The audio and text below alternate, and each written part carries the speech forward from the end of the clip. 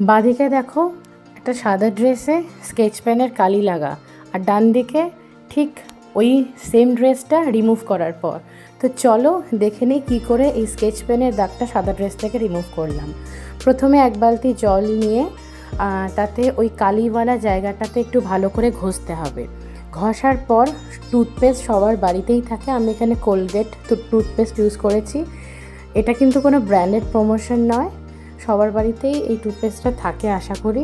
তো কোলগেট দিয়ে ভালো করে ওই জায়গাটা কভার করেছি। দেখো একটু কিপটেমি করলে কিন্তু চলবে না, ভালো করে পুরো জায়গাটা কভার করতে হবে। তাতে যদি 2বার 3বার পেস্ট দিতে হয় তো সেটাও দেবে তোমরা।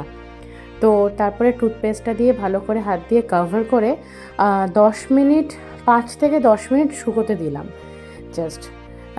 তো কি অনেক দিন বাদেই আমি একটা ব্লগ নিয়ে এলাম, আশা করি আমার চ্যানেলটা মনে আছে তোমাদের। অবভিয়াসলি যারা যারা সাবস্ক্রাইব করোনি সাবস্ক্রাইব করে দিও, আর লাইক আর কমেন্ট করে অবভিয়াসলি জানাও যে এই পদ্ধতিতে তোমাদের রিমুভ করে কাজে দিয়েছে কি না। তো তারপর ওই শুকনো জায়গাটাতে ভালো করে আবার একটু জল লাগিয়ে ভালো করে ঘষতে হবে। ঘষতে প্রচুর ঘষতে হবে, ঘষতে দেখবে অনেকটা কালারটা ফেড হয়ে এসেছে।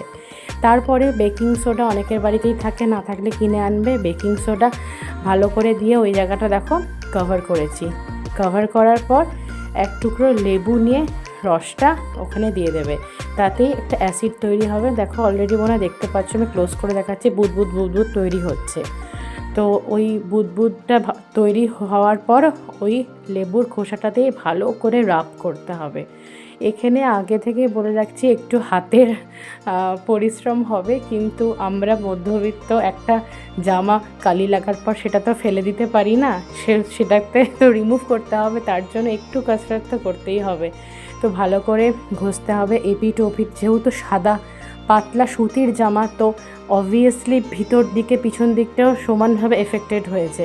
তো দেখো ভালো করে ঘষে জল দিয়ে মানে ভিজিয়ে আবার ভালো করে ঘষছি। তো এই প্রসেসটা আবার রিপিট করতে হবে, মানে বেকিং সোডা, লেবু, টুথপেস্ট পরপর আবার দিতে হবে। তো দেওয়ার পরেই দেখবে আস্তে আস্তে কিন্তু অনেকটা কালারই রিমুভ হয়ে গেছে। দেখতেই পাচ্ছ আমি আবার প্রসেসটা রিপিট করেছি। তো তোমরা কিন্তু অবশ্যই কমেন্টে জানাবে। এরকম করে কিন্তু not only sketch pen, also dot pen, gel pen, যে কালি লাগুক না কেন, টুথপেস্ট, বেকিং সোডা আর লেবু থাকলে কিন্তু ম্যাজিকের মতো কাজ করে। আমি কিন্তু ভ্যানিশও দেখেছি, ভ্যানিশ কিন্তু কাজ করে না। দেখো ভালো করে দাগ উঠে গেছে, একদম পরিষ্কার হয়ে গেছে। এই ভিডিওটা ভালো লাগলে অবশ্যই ডে উইথ ঐশী চ্যানেলটা সাবস্ক্রাইব করতে ভুলো না। আজকের মতো টাটা, দেখা হচ্ছে নেক্সট ব্লগে।